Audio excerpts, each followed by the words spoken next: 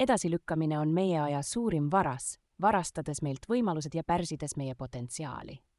Kui lükkame asju edasi, siis tegelikult lükkame edasi oma elu, jäädes kinni mugavustsooni, mis tegelikult pole üldse mugav. Täna on see päev, mil sa saad otsustada, kas jätkad endale vabanduste otsimist või hakkad otsima lahendusi. Esimene samm on lihtsalt alustada, mitte homme, mitte pärast kohvipausi, vaid just praegu. Murra suur eesmärk väikesteks, hallatavateks sammudeks, mis ei tundu hirmutavad ja mida saad kohe teha. Loo endale kindel rutiin ja töökeskkond, mis inspireerib sind keskenduma, mitte põgenema. Premeeri end väikeste edusammude eest, sest iga teekond koosneb üksikutest sammudest. Leia endale vastutuspartner, keegi, kes hoiab sind vastutavana ja tähistab sinuga koos sinu edusamme.